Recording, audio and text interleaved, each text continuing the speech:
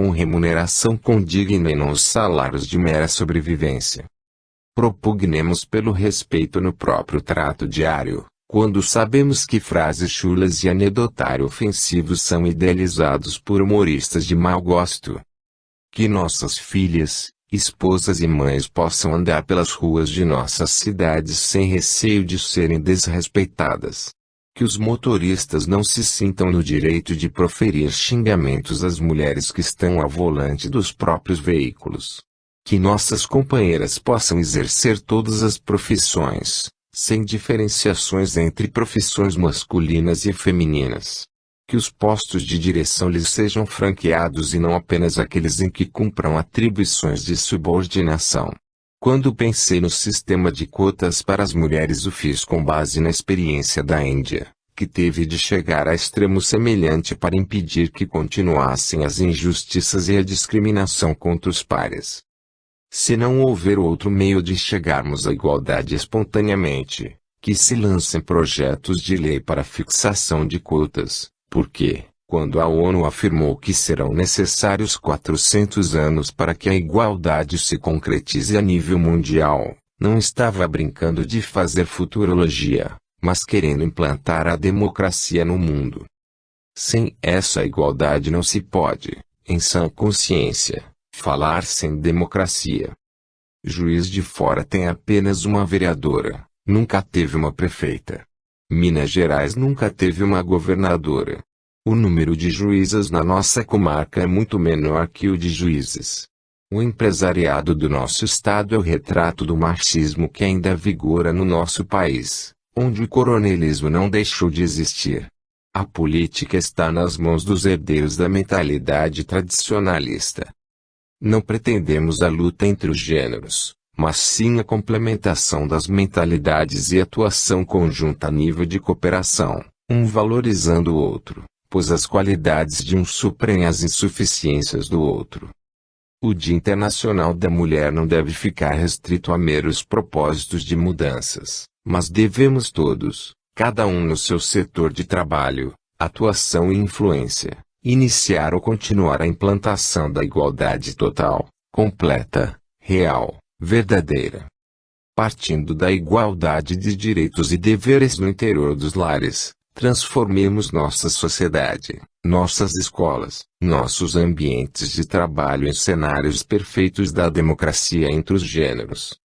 Não podemos continuar reféns do machismo e do coronelismo, mas fazermos do nosso país uma nação onde a qualidade de vida seja uma realidade de todos os dias, em todos os recantos do nosso imenso território. As mulheres estão convocadas para a grande cruzada da construção do Brasil, não do futuro, mas do aqui e agora. Já conseguimos eleger uma presidenta da República. Tenhamos outras mulheres nos postos-chave, para que, com sua sensibilidade, pacifiquem a violência urbana, desviem crianças, adolescentes e jovens dos caminhos da criminalidade, reformem o ensino, incentivando a cultura, e convençam cada habitante à prática da cidadania. Que Maria Santíssima abençoe a todos os que trabalham por esta causa e arrebanhe aqueles que ainda não despertaram para a valorização das nossas mães, filhas, esposas e irmãs, pois esses são os verdadeiros pobres de espírito, no sentido pior da palavra, que emperram e atravancam o progresso. Parabéns a vocês, nossas irmãs em humanidade, por este seu dia, mas sabemos que, na verdade, seus dias são todos os dias. 27. Quem somos? Há pessoas que se julgam o próprio corpo físico, que entram em contato com a realidade exterior através dos 5 sentidos, dirigidos pelo cérebro. Infelizmente, seu número talvez seja maior do que pensamos. Normalmente vivem em função dos interesses materiais e acreditam que, com a morte do corpo, desintegram-se pela dispersão das moléculas que formam o corpo.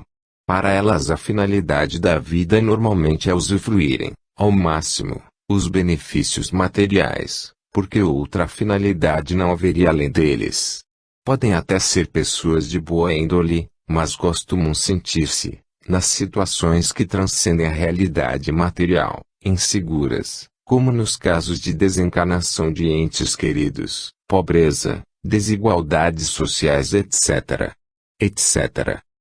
Apesar do esforço das correntes religiosas em levar essas pessoas à crença na realidade espiritual, recusam-se a acreditar no que é invisível aos sentidos materiais, são os materialistas.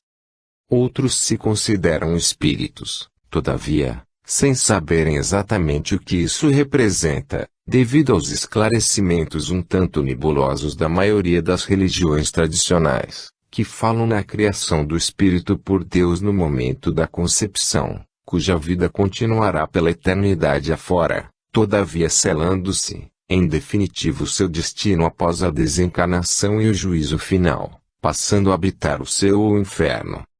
Outras variantes há em termos de concepção do que sejam os espíritos, naturalmente, mas que não importa que relacionar, pois o objetivo desse estudo é a visão espírita.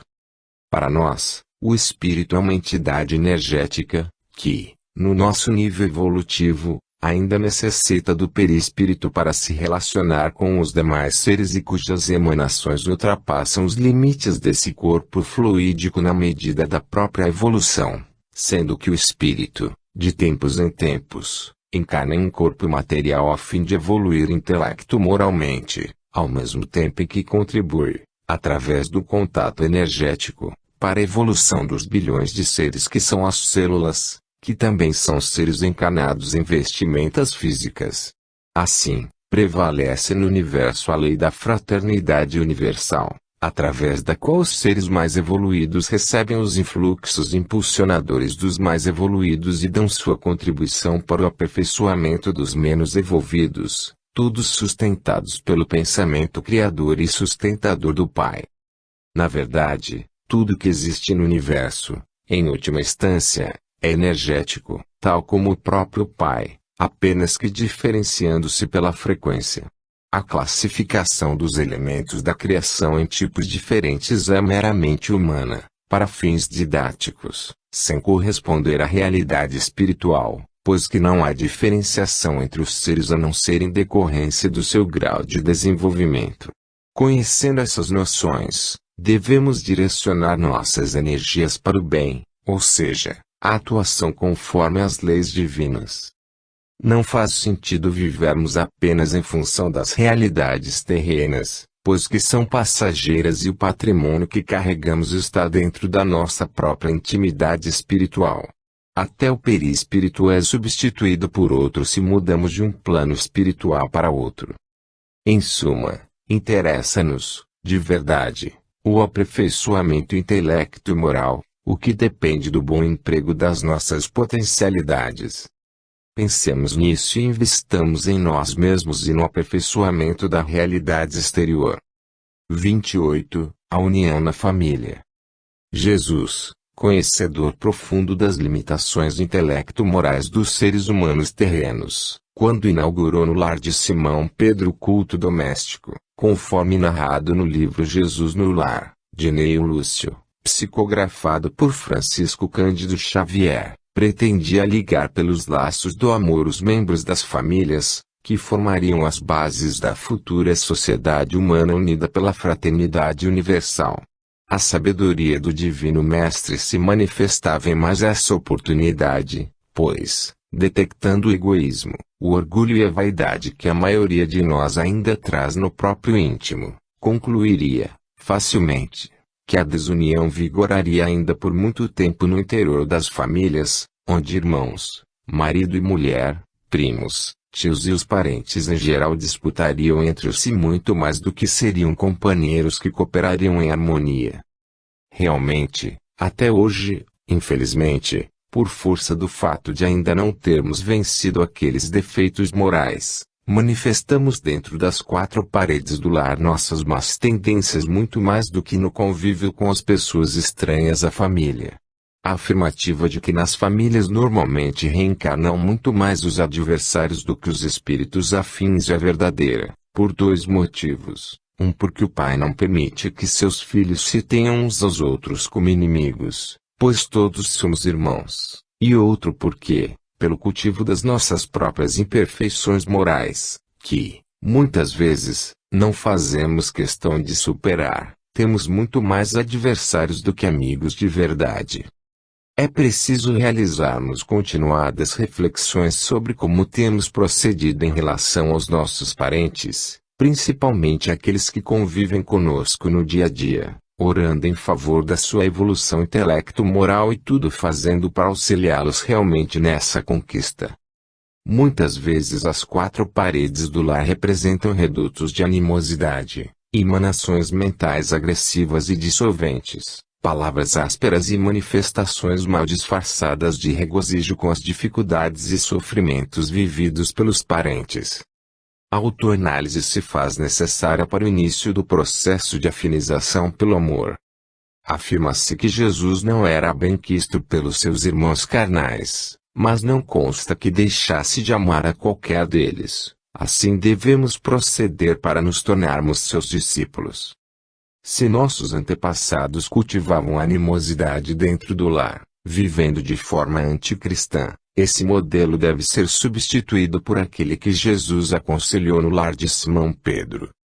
Assim estaremos nos preparando para a nova era, o mundo de regeneração em que deveremos viver em harmonia tanto dentro do lar quanto na sociedade. 29. A igualdade entre mulheres e homens. Jesus aconselhou aos seus seguidores a prudência da serpente, simplesmente porque eles não teriam condições de enfrentar, como ele enfrentou, os preconceitos e a estrutura social, religiosa, política e econômica daquela época e do futuro, sem serem facilmente neutralizados ou dizimados pelos que ainda se encontravam ou encontram dominados pelos interesses puramente materiais, mesmo se apresentando em vestes de cordeiros. Engana-se quem pensa que o divino pastor enviou como missionários das suas sagradas lições apenas homens, na posição do que se convencionou chamar de apóstolos enviados, quando, na verdade, tratavam-se aqueles 12 mais outras centenas de seguidores de meros discípulos, alunos, englobando homens e mulheres, podendo ser relacionadas entre estas últimas sua própria mãe, a mais importante divulgadora da sua boa nova, Maria de Magdala, Joana de Cus e inúmeras outras, cujos nomes não foram registrados nos evangelhos, uma vez que isso somente representaria incentivo à vaidade individual, enquanto que o importante era o trabalho autoiluminativo e a propagação da boa nova pela palavra, mas, sobretudo, pela exemplificação das virtudes da humildade, desapego e simplicidade. A doutrina espírita explicita no sentido de que os espíritos não têm sexo, ou seja, renascem como homem ou como mulher de acordo com a programação que lhes é traçada, visando seu aperfeiçoamento intelecto-moral e as tarefas a desempenhar no mundo material em cada encarnação. Portanto, discriminar os espíritos encarnados em corpos femininos representa profundo desapreço aos semelhantes quando se trata dos conhecedores das leis divinas ou ignorância decorrente da má vontade quando se trata dos que propositadamente voltam as costas para o estudo das regras morais estabelecidas pelo Pai. Nós, encarnados atualmente em corpos masculinos, devemos raciocinar sobre como tratamos aqueles espíritos vestidos de corpo feminino, a começar pela convivência dentro das quatro paredes do nosso lar e, depois, com que olhos enxergamos as irmãs em humanidade que cruzam conosco nos ambientes de trabalho, nas comunidades onde habitamos e em todas as situações em que com elas interagimos. Se nossos olhos são bons, todo nosso corpo terá luz significa também o nível de respeito à condição temporária em que esses espíritos se apresentam. Não tratamos aqui apenas da moral sexual, mas do cumprimento das regras da cortesia e carinho que devemos obedecer em relação a todos, inclusive quanto às nossas irmãs em humanidade. Sem nosso aperfeiçoamento nessa área estaremos apenas repetindo os padrões ultrapassados e condenáveis dos que valorizam o corpo em detrimento do espírito, portanto, retratando um baixo grau de espiritualidade. O mundo de regeneração necessitará de pessoas evoluídas, inclusive nesse aspecto. 30. A educação das novas gerações. Segundo a doutrina espírita, A educação representa o desenvolvimento intelecto-moral, não se resumindo na mera instrução escolar, que visa o futuro desempenho de uma profissão, conforme se pensa atualmente, por influência da mentalidade materialista. O espírito André Luiz, no seu livro Mecanismos da Mediunidade, psicografado por Francisco Cândido Xavier, esclarece que, no período infantil, devido ao fato do espírito encarnado estar ainda vivendo uma espécie de sonolência espiritual, a influência que os seus cuidadores, pais ou equivalentes, exercem sobre ele representa verdadeira hipnose, sendo que os modelos de pensamento, sentimento e ação sugeridos costumam perdurar no psiquismo deste último pelo resto da vida, salvo quando se tratam de espíritos de significativa evolução, os quais, por sua própria superioridade, se tornam imunes às eventuais influências negativas do ambiente onde vivem. Conclui-se, daí, a responsabilidade dos cuidadores pelas imagens que implantam na mente das crianças. Francisco Cândido Xavier dizia: cada um é responsável pelas imagens que plasma na mente dos seus semelhantes. Afirmava assim quanto às ideias que sugerimos aos demais irmãos e irmãs em humanidade. Imaginem-se as agravantes quando se tratam de crianças, praticamente indefesas pela própria condição de sonolência espiritual, conforme explica a doutrina espírita. Nossas atitudes diárias, os pequenos detalhes do que aparentemente passam despercebidos nas nossas palavras, ações e omissões e os nossos próprios pensamentos, que são assimilados pelas crianças, impregnam-nas e, quando negativos, plasmam os modelos que tendem a transformá-las em verdadeiros problemas ambulantes, que trarão dificuldades a serem enfrentadas pelos professores nas escolas, sujeitos ao desrespeito por parte de alunos arrogantes, pelos colegas, vítimas de bullying e agressões verbais e até físicas, e, futuramente, nos ambientes de trabalho, através da má vontade no trato com colegas, chefes e o público em geral. Tudo isso deve ser pensado pelos adultos para que, autoanalisando-se, verifiquem o tipo de exemplos, mais do que de palavras, que passam às novas gerações. O ingresso da Terra na categoria de mundo de regeneração depende não só da determinação do divino governador, que é Jesus, mas da contribuição de cada criatura transformada em homem novo, multiplicadora de bons exemplos de humildade, desapego e simplicidade.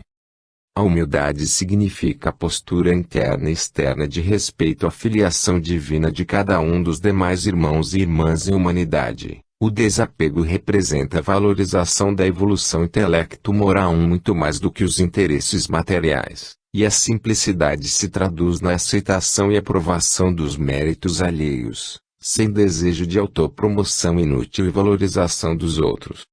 Sem exemplificarmos diariamente essas virtudes, estaremos condenando nossas crianças, adolescentes e jovens ao fracasso espiritual, devendo responder, perante a justiça divina, pelas consequências da sua mentalidade competitiva, questionadora, exclusivista, elitista, antidemocrática, antifraterna, egocêntrica, em suma, em desacordo com as leis divinas. A semeadura é espontânea, mas a colheita é obrigatória. Atentemos para essa realidade do mundo moral. 31. O instinto de dominação. A evolução moral depende não só de ações no bem, ou seja, a atuação no mundo exterior em favor das pessoas ou do meio onde se vive, mas também, dentre outros itens, da detecção da força que os instintos primitivistas ainda mantêm sobre nós e sua adaptação a finalidades úteis. Exemplifiquemos para melhor compreensão. Quantas vezes por dia nos sentimos incomodados por inúmeros acontecimentos que nada têm a ver conosco, com as opiniões alheias que divergem das nossas, com a aparência física daqueles que estão mais bem apessoados que nós, gerando inveja ou menos qualificados esteticamente, provocando desprezo, com os que estão abaixo na escala social ou acima, com os mais instruídos e os de pouca cultura, e assim por diante. Em resumo, Tudo que não trabalha em favor dos nossos interesses costuma nos causar pequenas ou grandes irritações, dependendo do nível de paciência, tolerância, respeito humano, caridade, desapego, simplicidade e humildade que já tenhamos adquirido. O instinto de dominação sobre os outros ainda é muito forte em nós, constituindo-se um sinal de atraso moral, pois a razão nos ensina que é convivendo com a diversidade que ampliamos nossos conhecimentos. Trava-se, no nosso interior, uma luta silenciosa entre a razão, de um lado, e esse instinto, de outro, que somente a iluminação interior, ou seja, o desenvolvimento moral, com a conquista das virtudes do desapego, humildade e simplicidade consegue pacificar. Não se deve procurar eliminar os instintos, conforme ensina o espírito Joana de Ângeles, pois eles são aquisições evolutivas, mas sim fazê-los trabalhar em favor da nossa própria evolução. São como cursos d'água, que se controlados geram benefícios e se mal direcionados provocam desastres. Unindo-se instinto e razão sob o comando da ética que as leis divinas estabelecem, o espírito realiza grandes conquistas morais e intelectuais, com proveito para si próprio e as outras criaturas. Para realizar essa conquista, todavia, faz-se mister a autoanálise permanente, mudando a forma de enxergar o mundo exterior e conviver nele, deixando de incomodar-se com o que atualmente ainda nos incomoda e passando a aprender com todos o que não sabemos ou, no mínimo, reforçando o que já sabemos.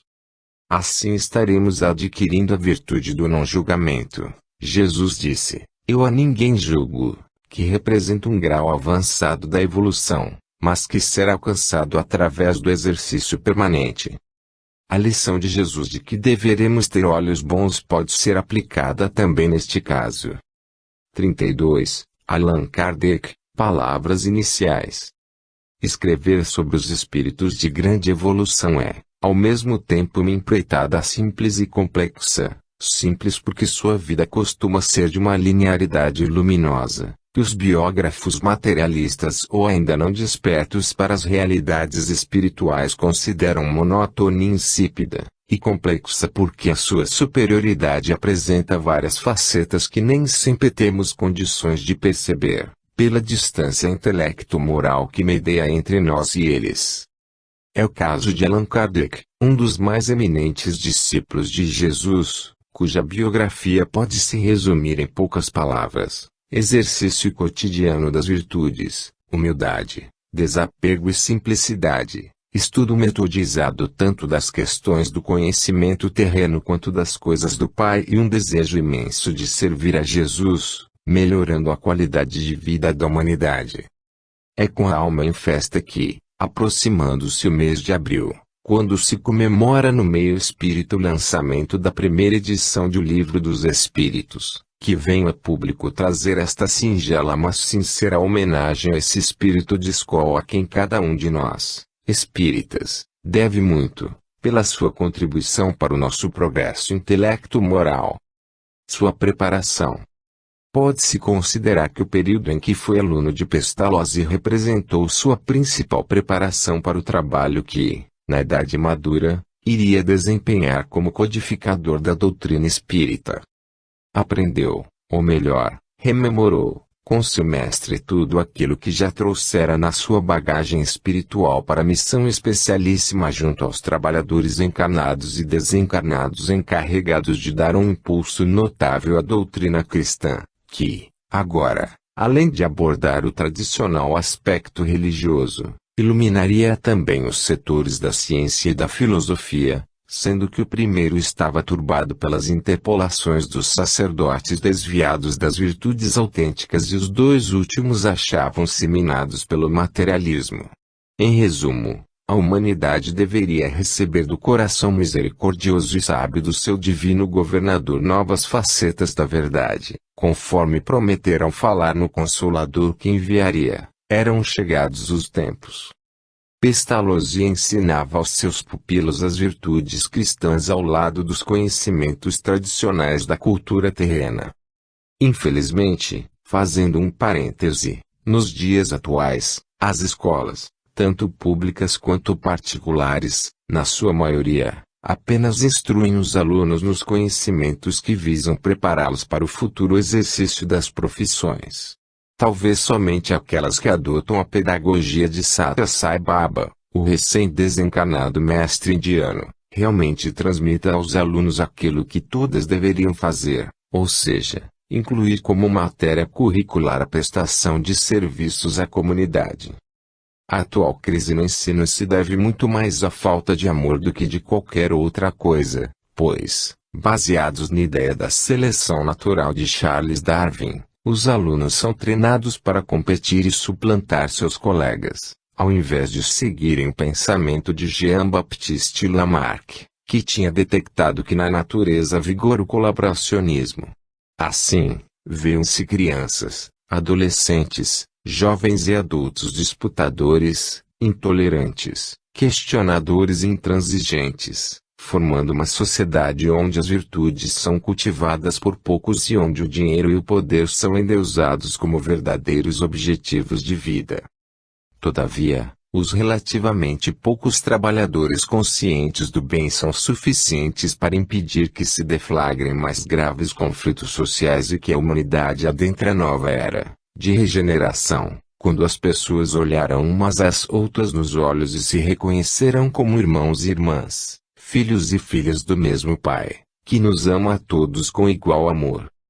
O professor, lecionando várias disciplinas, escreveu livros de fácil compreensão, exercitando o estilo que adotaria nas obras da codificação. Ao mesmo tempo que aprofundava os vários temas abordados, adquirindo uma cultura enciclopédica, sua redação era acessível e direta, tal como devem ser os livros destinados aos leigos, sem pretensão de impressionar pelo vocabulário, mas sim esclarecer pela simplicidade. O codificador, tomando conhecimento dos fenômenos mediúnicos, ao invés de simplesmente procurar satisfazer a curiosidade, como fazia a maioria das pessoas do seu tempo, passou a indagar dos espíritos manifestantes sobre uma série de questões e, com base nas informações deles, conjugadas com suas próprias reflexões, foi organizando um livro onde estariam condensadas as conclusões mais importantes, que é a primeira edição do Livro dos Espíritos.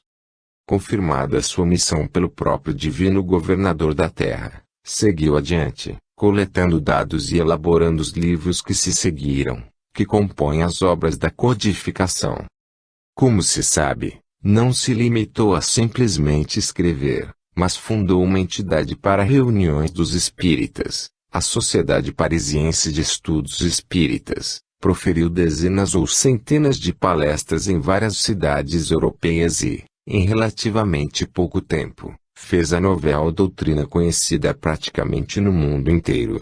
Desencarnando, seus continuadores prosseguiram na divulgação do espiritismo, até que, pelo planejamento superior, veio aportar no Brasil para daqui irradiar-se por todos os rincões, mas, a partir daí, sob um ângulo diferente daquele em que iniciou sua trajetória na Europa, o aspecto religioso, que antes não tinha condições de ser tão destacado, por causa da indisposição dos europeus pelas religiões em geral, que, aqui no Brasil, ficou em primeiro plano, centrando-se na reforma moral pregada por Jesus. Allan Kardec afirmou: reconhece-se o verdadeiro espírita pelo esforço que faz por domar suas más inclinações. Esse é o atual espiritismo, que também tem contribuído para a humanização da ciência e da filosofia, conforme podemos observar, sobretudo, pelos métodos recentes adotados por vários médicos, pedagogos, psicólogos etc. Os segmentos culturais e profissionais do mundo de regeneração deverão, na certa, ser cada vez mais influenciados pelas informações provenientes do mundo espiritual, retratadas nas obras da codificação e das complementares, sobretudo as psicografadas por Francisco Cândido Xavier de Valdo Pereira Franco, além das que surgirem posteriormente, com esse grau de qualidade. Louvemos Allan Kardec, mas, sobretudo, Estudemos suas obras e sigamos seus exemplos de virtudes colocadas em prática, pois assim estaremos prestando-lhe nossa verdadeira homenagem.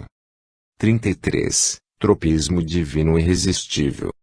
Quando a semente é encerrada no solo, aparentemente sepultada para sempre, se pudesse falar, reclamaria da perda do contato com a atmosfera e a luz solar, mas, na verdade, uma tendência misteriosa para subir em direção à superfície a faz transformar-se em uma estrutura diferente, que, depois de romper os obstáculos que a distanciavam do contato com aquelas fontes de energia, passa a crescer em progressão geométrica até a tornar-se a poderosa árvore, que pode chegar a dezenas de metros de altura e cujo tronco muitas vezes atinge um diâmetro que assombra os leigos em biologia.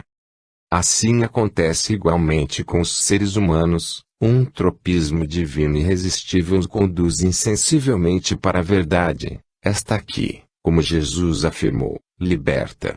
Mesmo quando voltado para o egoísmo mais acendrado, o orgulho doente e a vaidade irracional, desviando-se, em alguns casos para os grandes ou pequenos crimes, cada ser humano é atraído para o Pai Criador, até que um dia se descobre seu filho e passa a ser instrumento consciente do progresso. A estrada de Damasco de cada um só é conhecida pelo Pai.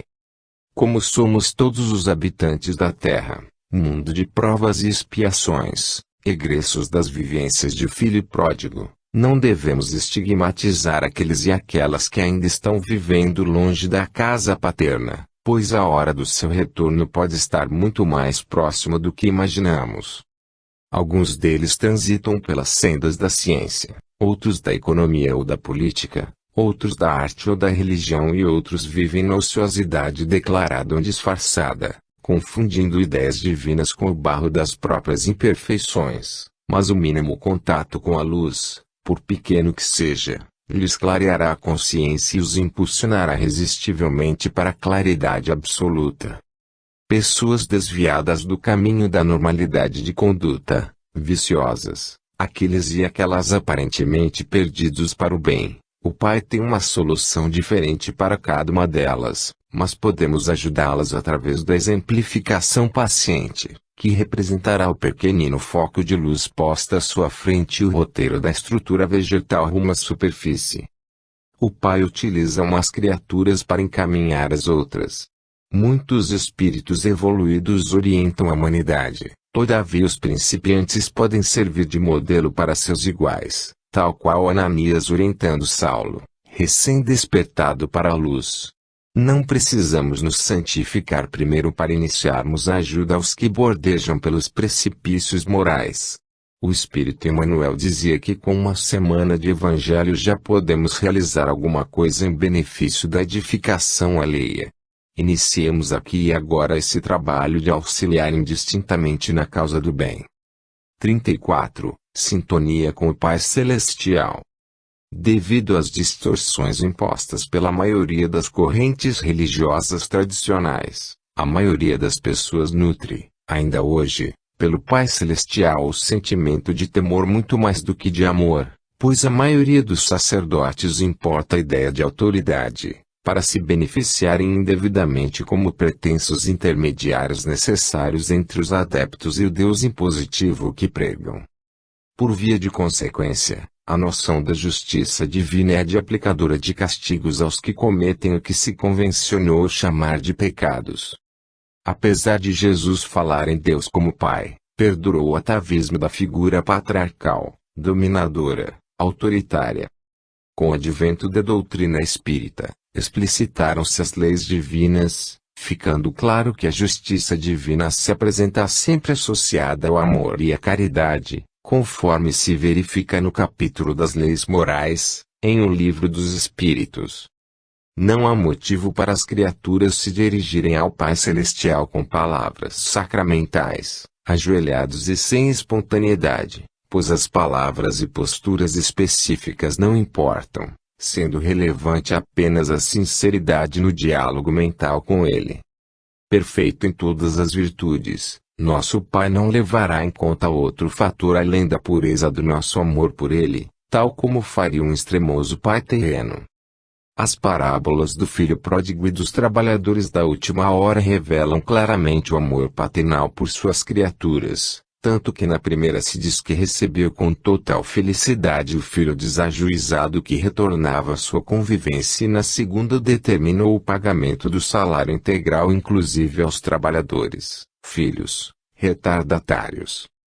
É preciso interpretar as lições de Jesus segundo o Espírito e não literalmente, pois as palavras quase nunca retratam fielmente as ideias, ainda mais aquelas que se referem às coisas espirituais.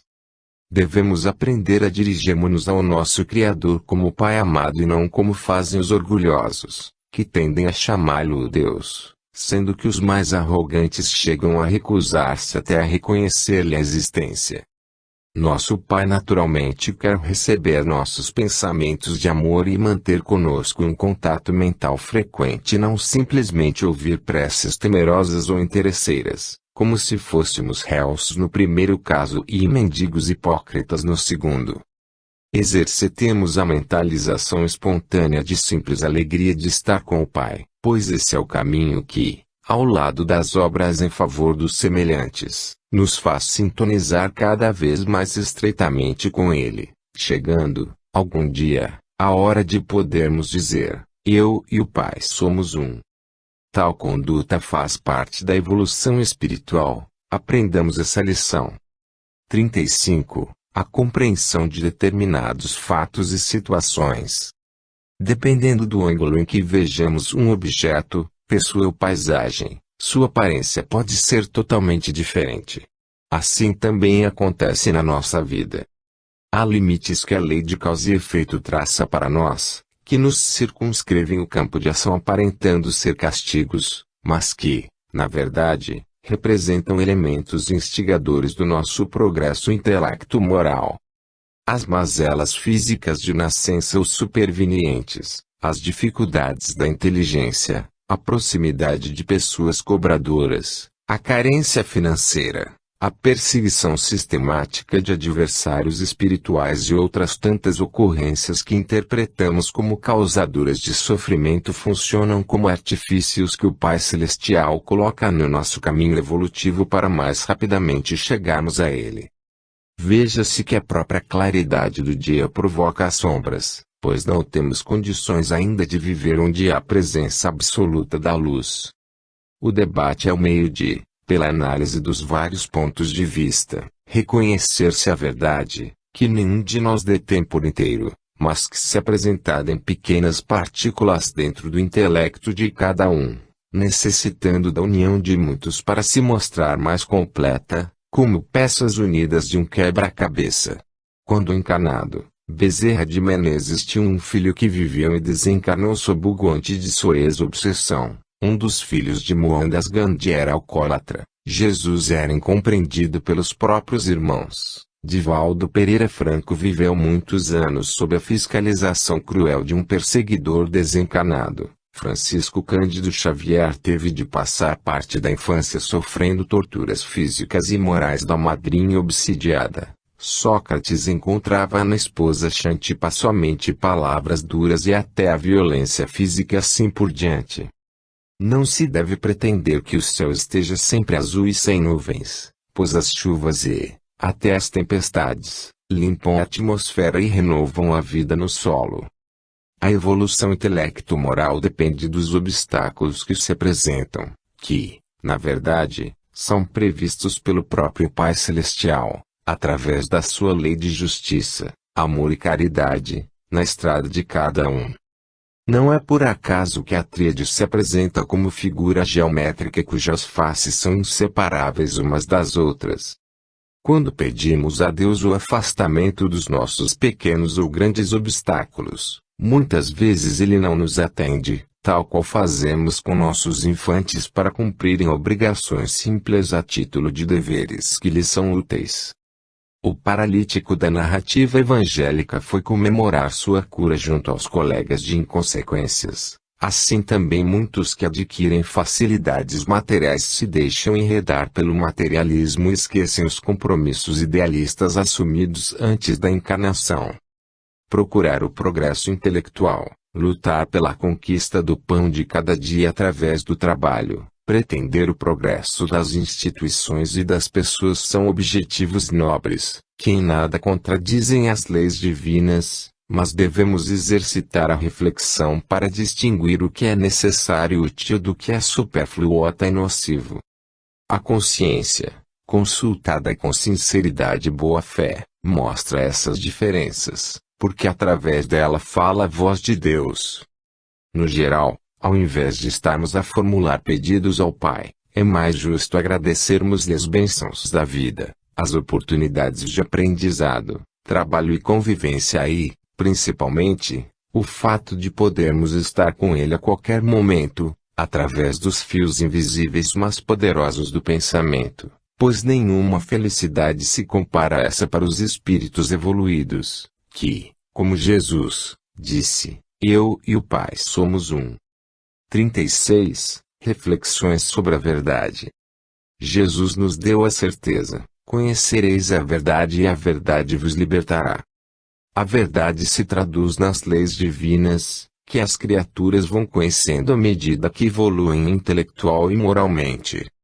A evolução intelectual depende simplesmente do decurso da vida de cada um, pois ninguém vive sem pensar, sentir e agir, e, sempre que pensamos, sentimos e agimos, vamos chegando a conclusões, que nos revelam como funciona o nosso próprio íntimo e a realidade exterior. Todavia, a evolução moral depende da decisão individual de aperfeiçoar-se eticamente, ou seja, adequar-se às melhores formas de relacionamento interpessoal e com Deus.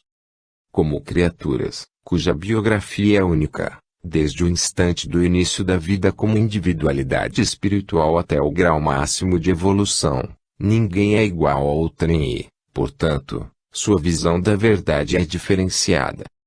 Em outras palavras, sendo incalculável a extensão da criação, as versões da verdade o são igualmente. Aqueles que já estão mais avançados em termos de progresso intelecto-moral detêm uma visão mais ampla e aprofundada, mas não o direito de menosprezar a forma aparentemente tosca dos que caminham atrás, principiantes da escalada evolutiva. Deus, nosso Pai Celestial, que ama seus filhos igualmente, a nenhum dando tratamento diferenciado, se revela a cada um da maneira que o desenvolvimento de cada um comporta. Por isso, a verdade é um diamante formado de infinito número de faces, cada uma perceptível àqueles que estão na mesma faixa evolutiva.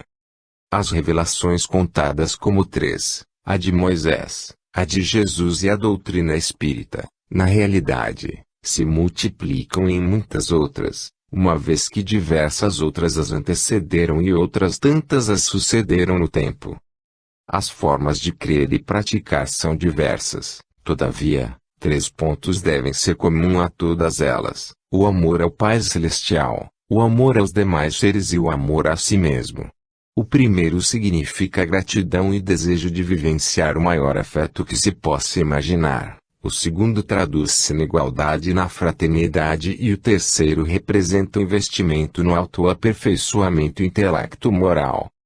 Peçamos sempre ao Pai, a Jesus e aos nossos orientadores espirituais que nos abram a mente e o coração para respeitarmos a individualidade de cada irmão e irmã, sabendo que cada qual mantém contato com o Pai e suas leis de uma forma que nem sempre coincide com a nossa, mas que pode ser até mais direto e efetivo que aquele que vivenciamos, pois só Deus conhece o mundo interior dos seus filhos e seus merecimentos. 1 a 1. 37. A missão de Jesus encarnado. Palavras iniciais. Primeiramente, agradeço a Deus a oportunidade de ter tomado conhecimento do máximo possível que minha modesta capacidade de compreensão comporta das suas leis, o que me permite viver dentro de relativa felicidade e paz interior, que, todavia, traz como consequência o dever de contribuir para que aqueles que caminham mais atrás também tenham acesso a essas informações e passem a usufruir do status espiritual de trabalhadores da última hora, o que, por si só, já representa uma grande conquista para os habitantes do nosso mundo de provas e expiações. Em segundo lugar, agradeço a Jesus, o divino governador do nosso planeta, que o formou, trabalhando os elementos químicos necessários, no curso das eras, a fim de aqui instalar seus pupilos amados, responsabilizando-se pela sua evolução rumo ao Pai Celestial. Em terceiro lugar, louvo o espírito Allan Kardec, cuja missão gloriosa possibilitou a popularização dos conhecimentos que antes ficavam reclusos nos círculos seletos exclusivistas dos iniciados em vários pontos da Terra, mas inacessíveis às massas necessitadas de luzes intelectuais e morais e, por isso mesmo, sofredoras e rebeldes. Os mestres da sabedoria que antecederam Jesus. Podemos imaginar-nos como um homem ou mulher comum que nascesse na época de Jesus em qualquer das regiões civilizadas da Terra, portanto, devendo ser desconsiderada a Antártida, então inabitada. Vejamo-nos, sobretudo, como o homem, pois as mulheres, pelo pouco desenvolvimento dos ideais democráticos, estavam ainda circunscritas, no geral, às atividades domésticas. Todavia, havia algumas mulheres, naquelas épocas recuadas, que se destacavam como sacerdotisas, ou seja, médiuns, como as que se celebrizaram em Israel, algumas das quais tiveram seu nome registrado no Antigo Testamento, na Grécia, por exemplo as do Templo de Apolo, em Delfos, e assim por diante. Se tivéssemos nascido na Índia, poderíamos, dependendo de pertencer a alguma casta, sobretudo a dos Brahmanes, ter acesso às grandes verdades do hinduísmo, dentre os quais se reconhecia a reencarnação como caminho para a perfeição.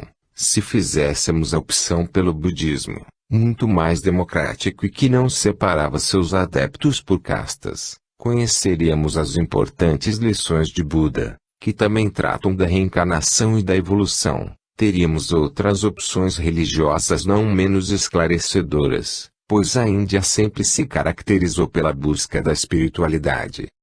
Se tivéssemos nascido na China, conheceríamos, se nos interessasse, as doutrinas de Confúcio e Lao Tse, que iluminavam a mente de milhares de adeptos, ensinando-lhes a viver em harmonia interior, em contato respeitoso com as demais pessoas e com a natureza. No Egito necessitava-se de uma rigorosa e complexa iniciação para poder conhecer a essência da religião monoteísta e avançada dos sacerdotes, que sabiam da reencarnação, da evolução e detinham conhecimentos vastos e aprofundados de todas as ciências compatíveis com o grau evolutivo daquele tempo. Na Grécia poderíamos ter contato com os restantes discípulos de Pitágoras, Sócrates e Platão, todos reencarnacionistas e pregadores de uma ética voltada para o aperfeiçoamento da inteligência e da moralidade. Nas regiões onde remanescia a cultura celta haviam-se ainda alguns estudiosos do druidismo, reencarnacionistas e voltados para o contato com a natureza, cujo representante mais ilustre talvez tenha sido o próprio espírito Allan Kardec, quando lá esteve reencarnado. Em Israel, veríamos os ensinos de Moisés e dos profetas do Antigo Testamento, que, nos círculos mais selecionados, afirmavam a reencarnação. Em Roma poderíamos conhecer qualquer dessas correntes religiosas ou filosóficas, pois era a capital do mundo civilizado, o que possibilitava contato, conforme os limitados meios de comunicação de então, com qualquer região ou cultura que fosse. Encerremos por aqui a relação de países e povos, apesar de que seu número poderia ser multiplicado, sabendo-se dos conhecimentos avançados de grandes mestres da espiritualidade que encarnaram em todas as regiões onde tal se fez possível, seguindo o planejamento sábio e amoroso do divino governador da Terra, que nunca deixou de fornecer os meios de crescimento intelecto-moral aos seus pupilos terrenos. Basta lembrarmos, por exemplo, as lições de sabedoria dos toltecas, que viveram na região onde atualmente se localiza o México. A missão de Jesus na sua encarnação. Preparada a humanidade para conhecer de perto seu divino governador, para tomar ciência das suas grandes lições, renasceu aquele foco luminoso de espiritualidade e sabedoria no período em que Roma estava preparada para servir de conduto que levasse o Evangelho ao conhecimento de todos os povos mais acessíveis a essas informações avançadas. Tanto assim que, pelos fios invisíveis da sabedoria divina, aproximaram-se a capital do mundo e o povo de Israel, aparentemente com supremacia do primeiro. Todavia, conforme as leis divinas, não há vencidos nem vencedores, mas apenas filhos igualmente amados e necessitados de trocar experiências, a fim de compreenderem e praticarem a grande lei do amor, que move o universo, sob o comando invisível de Deus. Saber da existência do Deus único e um número significativo de habitantes da Terra já sabia, apesar do politeísmo ser considerado por aqueles que não tinham acesso à cultura ou simplesmente deixavam-se dominar pela má vontade em sair à procura da verdade. Pois, em todos os tempos, sempre há quem se interesse em conhecê-la e há igualmente aqueles que vivem simplesmente em função dos interesses materiais. Mesmo naqueles tempos recuados, quem quisesse espiritualizar-se e aprender a grande ciência de Deus teria múltiplas opções. Saber da reencarnação também era possível aos de boa vontade e sincero interesse em aprender e evoluir. Saber da lei de amor era a realidade de muitos, que já viviam segundo ela, pois todas as correntes religiosas nela falavam como caminho para o aperfeiçoamento espiritual. A lei da evolução era também objeto de reflexões de mentes voltadas para a espiritualidade. Infelizmente, alguns estudiosos da história e das próprias correntes religiosas enxergam aquele período como uma era de barbárie, ignorância e atrocidades, quando, na verdade, tratou-se de uma das mais importantes épocas de toda a vida do planeta e da humanidade, pois queríamos receber o Divino Mestre e conviver com ele no dia a dia das nossas experiências evolutivas. Talvez nunca a Terra tenha sido tão trabalhada em todos os seus setores evolutivos, porque se fazia necessário tudo adaptar-se para que as lições do governador divino ficassem registrados para sempre e com benefícios máximos para todos os povos e indivíduos. Cada detalhe da vida do Divino Mestre deve ter sido planejado como uma obra de arte da ética do infinito, onde nasceria, quem seriam seus pais e parentes, por quais localidades passaria e em que épocas, quem seriam seus contemporâneos e que atribuições lhe competiria. Em resumo, até o aparente mal teria de ser levado em conta na matemática divina para que os ignorantes se tornassem sábios no contato com as lições de Jesus e os maus se fizessem bons ao influxo das suas emanações de amor irresistível. O que ele veio ensinar? É difícil resumir o que um espírito puro dessa envergadura tinha a ensinar na sua programação, pois o progresso espiritual que o caracterizava estava e está distante de nós em termos de bilhões de anos. Sequer temos condições de imaginar o que significa deter a condição de espírito puro já anteriormente à criação da Terra. Podemos dizer que Jesus veio falar no Pai amoroso, substituindo a noção do Deus simplesmente Criador e Justiceiro pregado por Moisés. Podemos afirmar que Jesus reforçou a noção da reencarnação, por exemplo, quando ensinou a Nicodemos e confirmou que João, o Batista, era o Elias renascido. Podemos parafrasear Mohandas Gandhi, que engrandeceu o Sermão da Montanha como sendo o caminho para a perfeição humana. Podemos dizer que, além de ensinar, Jesus vivenciou em grau absoluto todas as suas divinas lições, ao contrário de muitos, que não estavam à altura dos próprios conhecimentos que transmitiam. Todavia, sabendo que se trata do único Espírito puro que passou pela Terra, ou seja, aquele que seguiu sua trajetória evolutiva sem erros, todas as nossas reflexões sobre ele se fazem ínfimas e até pretensiosas. O contato direto de Jesus com quem quer que fosse, por si só, já marcava fogo aquelas almas para sempre. Mesmo os que não tinham condição espiritual de compreendê-lo ficaram impactados positivamente para sempre, como foi o caso do espírito Camilo Castelo Branco, narrado no seu livro Memórias de um Suicida, psicografado por Ivone do Amaral Pereira, ou do espírito Emmanuel, descrito em há 2000 anos, psicografado por Francisco Cândido Xavier. Muitos mestres da espiritualidade tinham ensinado, mas era necessária a presença física do divino governador para a realização do grande salto qualitativo, que faria a humanidade evoluir em progressão geométrica a partir de então. Seus discípulos se multiplicariam pelo mundo afora, os trabalhadores da vinha passariam a se contar aos milhares e depois aos milhões e, com próxima mudança da Terra para mundo de regeneração, passarão aos bilhões. A lei do progresso ele anunciou a prometer enviar o Consolador, para ensinar o que a compreensão humana daquele tempo não comportava. Eis aí uma apertada síntese da missão de Jesus encarnado. Que possamos trabalhar pela nossa própria reforma interior, adequando-nos às suas lições, e propagá-las entre aqueles que andam distraídos, enganados com as ilusões simplesmente materiais. O cumprimento espontâneo dos deveres. Jesus afirmou: eu trabalho e meu Pai também trabalha.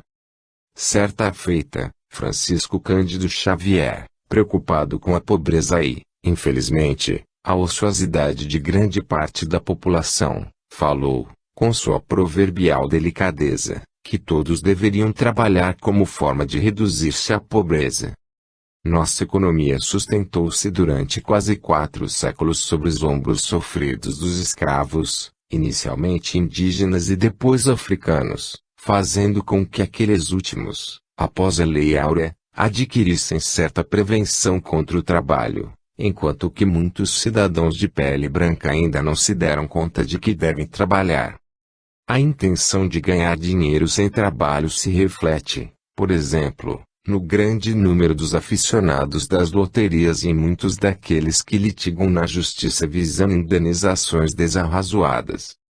Todavia, não tratamos aqui apenas do dever de trabalhar, mas também do cumprimento dos demais deveres. Como ocidentais, tendemos a supervalorizar os direitos e não querer enxergar os deveres, ao contrário dos indianos em geral, que, estudando o Dharma, conjunto de deveres, levam mais a sério suas obrigações sociais, morais e espirituais do que eventuais direitos. Passando a Terra mundo de regeneração, seus habitantes deverão estar adaptados ao cumprimento espontâneo dos seus deveres, ao mesmo tempo em que levarão em conta os direitos, principalmente os alheios. Nossa consciência, se consultada e, principalmente, ouvida, indica quais são os nossos deveres. Lev Tolstói, quando encarnado, chegou ao ponto de considerar inúteis as leis, se todos adotassem o Evangelho como regras de conduta, no que estava absolutamente correto. Infelizmente, devido aos abusos que muitos cometemos, são necessárias as leis e, principalmente, aquelas que estabelecem penalidades. Ainda não nos habituamos ao cumprimento espontâneo dos nossos deveres. As correntes religiosas, sem exceção, pregam o amor a Deus sobre todas as coisas e ao próximo como a nós mesmos, sendo que, se assim procedermos, estaremos prontos para continuar vivendo neste nosso planeta. Em caso contrário, passaremos à posição de réus, que poderão ser degradados para um mundo inferior, tal qual ocorreu aos capelinos há alguns milênios atrás. Cumprir os próprios deveres demanda disciplina interior e autoanálise constante, transformando-se, gradativamente, o esforço nem sempre fácil e agradável em espontânea e deleitosa iniciativa, que é a felicidade dos espíritos evoluídos. A realidade da família terrena. É muito conhecido o fato de que os irmãos de Jesus sequer simpatizavam com sua doutrina, quanto mais se tornaram seus seguidores. Apenas sua Mãe Santíssima estava à altura de compreender seu evangelho e realmente tornou-se uma das suas mais importantes divulgadoras.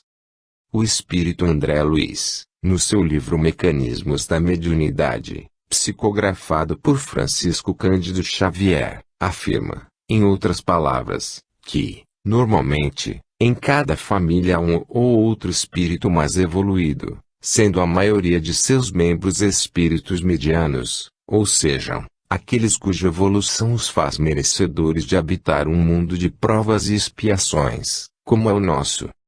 Fazendo-se um parêntese, deve-se afirmar que abaixo de mundos como o nosso somente existem os mundos primitivos, cujas características se pode imaginar.